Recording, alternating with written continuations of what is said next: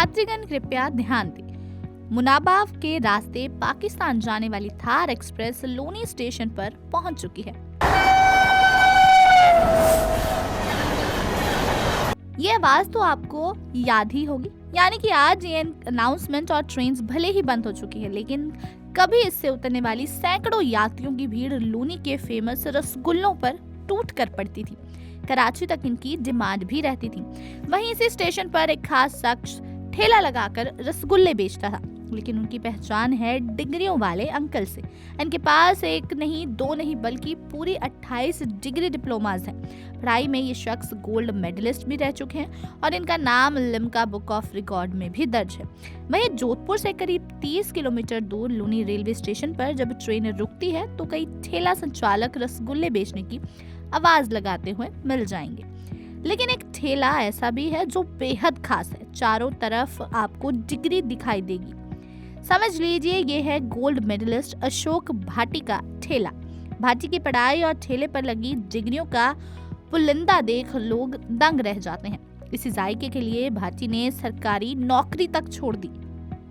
67 साल के अशोक भाटी बताते हैं कि उनके दादा लादूराम ने देश की आजादी से पहले लोनी में रसगुल्लों की शुरुआत की थी। सबसे पहले उन्होंने मेरे ताऊ पन्ना लाल भट्टी को बीकानेर भेजा और फिर उस समय राजस्थान में बीकानेर में ही रसगुल्ले बनाए जाते थे। वहां पर रहकर उनके बड़े पिता पन्ना लाल ने रसगुल्ले बनाने का काम सीखा और फिर बीकानेर में 3 साल रहने के बाद लोनी आए। यहाँ पर देश की आजादी से पहले करीब 1945 में रसगुल्ले बनाने का काम शुरू किया। उस समय प्लास्टिक के डब्बे नहीं हुआ करते थे। मिट्टी के कुल्हड़ में रसगुल्ले बेचे जाते थे। कुछ ही महीनों में इस जायके ने अपनी विशेष पहचान बनानी शुरू कर दी। जायका दूर दूर तक मशहूर होने लगा। मारवाड़ में हमेशा मीठा खाने के शौकीन हैं लोग और वहीं जोधपुर, पाली, संचौर जैसे जिलों में लोग उनके यहाँ से रसगुल्ले पैक करवा कर लेके जाते हैं। अब बीकानेर से अशोक के बड़े पिता पन्नालाल काम सीख कर यहाँ तो आए। इसके बाद लोनी में सबसे पहले उन्होंने रसगुल्लों की शुरुआत की। ये राजस्थान के बीकानेर के बाद दूसरा शहर था जहाँ रसगुल्ले बनाए जाते थे और आज लोनी को रसगुल्लों की वजह से ही जाना जाता है।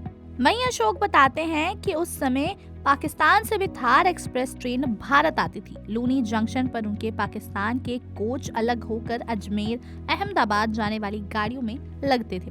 यहाँ आने वाले पाकिस्तानी भी रसगुल्लों के मुरीद थे। जाते समय लोग कराची तक उनके यहाँ से रसगुल्ले पैक करवा कर ले जाया करते थे। यानी कि वर्तमान में यहाँ पर महज 3 ही ट्रेनें रुकती हैं और इसी के भरोसे यहाँ का रसगुल्ला कारोबार चलता आ रहा है।